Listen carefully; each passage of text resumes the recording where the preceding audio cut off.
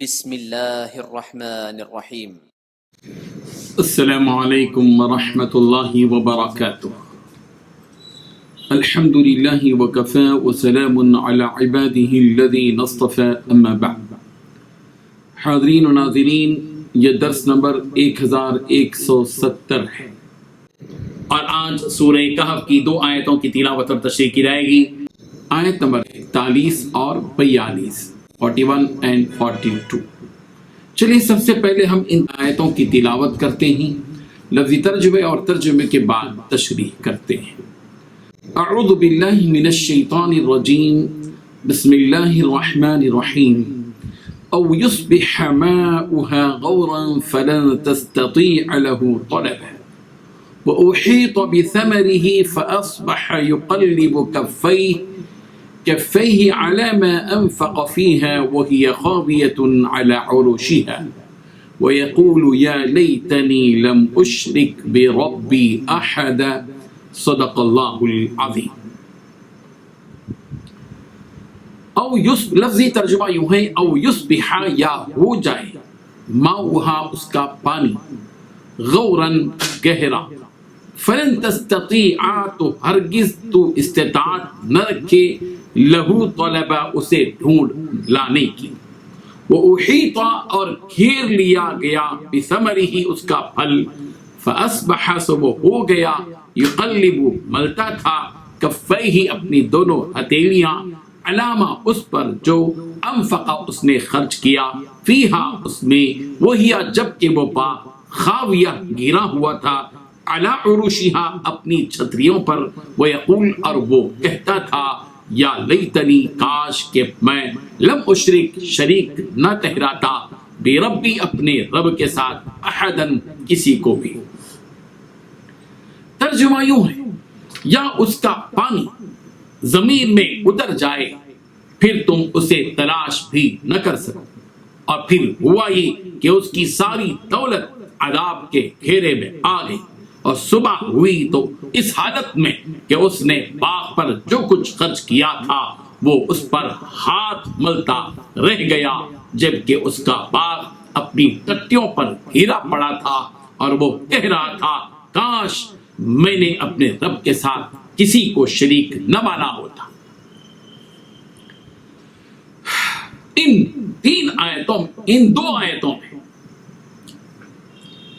5 باتیں بتلائی گئی ہیں۔ یہاں ایک بات غور کریں کہ یہ سورہ کہف کی 2 آیتیں ہیں جن کی تشریح کی جا رہی ہے، آیت نمبر 41 اور 42، اور آیت نمبر 40 کی تلاوت اور تشریح پچھلے درس میں ہو چکی ہے۔ ان 2 آیتوں میں اللہ تبارک و تعالیٰ نے 5 باتیں بتائی ہیں۔ پہلی بات، یا اس کا پانی زمین میں اتر جائے، پھر تم اسے تلاش بھی نہ کر سکو۔ دوسری بات، اس کی ساری دولت عذاب کے گھیرے میں آ گئی۔ تیسری بات، صبح ہوئی تو اس حالت میں کہ اس نے باغ پر جو بھی خرچ کیا تھا وہ اس پر ہاتھ ملتا رہ گیا۔ چوتھی بات، جبکہ اس کا باغ اپنی ٹٹیوں پر گرا پڑا تھا۔ پانچویں بات، وہ کہہ رہا تھا، کاش میں نے اپنے رب کے ساتھ کسی کو شریک نہ مانا ہوتا۔ بزرگان محترم، بات چل رہی ہے ان دونوں کی، جن میں سے ایک کافر اور مغرور تھا، اور دوسرا مومن تھا اور اللہ کی بندگی کرنے والا شکر گزار تھا۔ ایک ناشکرا کافر اور مغرور، اور دوسرا مومن شکر گزار اللہ کا فرمانبردار۔ دونوں میں بات چل رہی ہے۔ اس مومن ساتھی نے کافر اور مغرور ساتھی سے یہ بات کہی تھی کہ امید ہے کہ میرا رب مجھے تیرے باغ سے بہتر چیز عطا کر دے، اور تیرے اس باغ پر کوئی آسمانی آفت بھیج دے جس سے تیرے باغ کی اصلی شکل و صورت ہی ختم ہو جائے، اور وہ چکنے میدان میں تبدیل ہو کر رہ جائے، اور وہ تیرا باغ تیرے کچھ کام بھی نہ آئے۔ اس کے بعد اس مومن ساتھی نے اپنے کافر مغرور ساتھی سے یہ بھی کہا کہ تیرے باغ کا یہ پانی زمین کی جس سطح پر ہے اس سطح سے نیچے اتر جائے، اور تیرے باغ کے درختوں کو پانی ہی فراہم نہ ہو، اور تو اس پانی کی کو گہرائی میں پہنچ کر تلاش کرنے کے باوجود پا ہی نہ سکے، اور کسی بھی تدبیر سے وہ پانی دوبارہ باغ میں تو لوٹا ہی نہ سکے۔ اس مسلمان ساتھی نے جن توقعات اور خدشات کا اظہار کیا تھا وہی ہوا. اس کی دولت پر ہلاکت آ گئی، اس کے پھل اور اس کا مال تباہ ہو گیا، اور جس باغ پر اس کافر کو مغرور کو غرہ تھا، اور جس باغ پر اس کو فخر اور ناز تھا، اور جس باغ کی وجہ سے وہ غرور اور گھمنڈ میں مبتلا ہو گیا تھا، وہ سارا کا سارا مال سب کچھ تباہ ہو گیا. مومن ساتھی نے اس مغرور کافر ساتھی کو سمجھایا اور نصیحت کی کہ تیری نظر ظاہری اسباب پر ہے کہ سیراب کرنے والا پانی ہے اور باغ کے لیے سینچائی کرنے والے نوکر چاکر ہیں، لیکن یاد رکھ اگر اللہ تعالیٰ ارادہ کرے تو یہ سب کچھ ہونے کے باوجود یہ سب کچھ ختم ہو جائے گا.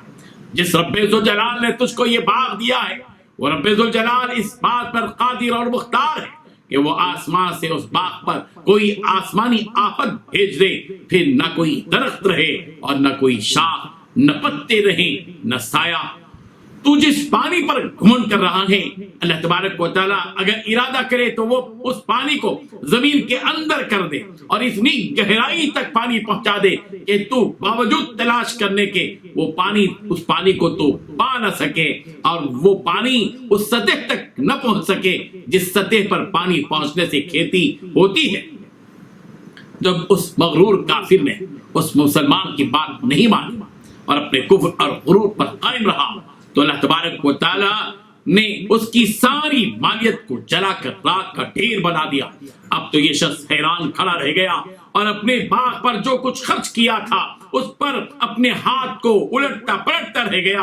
اس کا باغ اپنی ٹٹیوں پر گرا ہوا تھا، یعنی جن ٹٹیوں پر انگور وغیرہ کی بیلیں چڑھاتے ہیں وہ جل کر گر گئی تھی. افسوس ہے کبھی یوں افسوس کی وجہ سے وہ اب کبھی یوں ہاتھ پلٹتا تھا اور کبھی یوں ہاتھ پلٹتا تھا اور کہتا تھا کہ ہائے افسوس، میں اس باغ پر مال خرچ نہ کرتا، جیسا تھا ویسے ہی بڑھتا رہتا. اس مغرور کافر کو مومن و مخلص مسلمان کی نصیحت یاد آ گئی اور اس نے یوں کہا کہ یا لیتنی لم اشرک بربی احدا، کاش کیا ہی اچھا ہوتا کہ میں اپنے رب کے ساتھ کسی کو شریک نہ ٹھہراتا. سبق ملتا ہے کہ اللہ تبارک و تعالیٰ نے جو نعمتیں ہم سب کو دی ہیں ہم ان تمام نعمتوں کو سامنے رکھتے ہوئے توحید پر قائم رہیں، شرک سے بچیں، غرور سے دور رہیں. غرانہ، اترانا اور غرور اور گمنڈ کرنا، ناز اور فخر کرنا اللہ تبارک و تعالیٰ کو یہ بات کبھی پسند نہیں ہے. اللہ تبارک و تعالیٰ نے انسان کو مٹی سے پیدا کیا ہے اور مٹی کا تقاضا یہ ہے کہ وہ عاجزی اور انکساری کا پیکر اور سرچشمہ بن جائے. ہماری نجات، ہماری سلامتی اور اللہ کی بارگاہ میں ہمارے محبوب بننے کا سبب یہی ہے کہ ہم اپنے پروردگار کے سامنے جھکے رہیں، سجدریز ہو جائیں، اس کی نعمتوں کا اقرار کریں، اعتراف کریں، شکر بجا لائیں اور اپنے پروردگار کی عبادت کریں. اللہ تبارک و تعالی ہم کو شکر گزار بندہ بنائے. وآخر دعوانا ان الحمد للہ رب العالمین.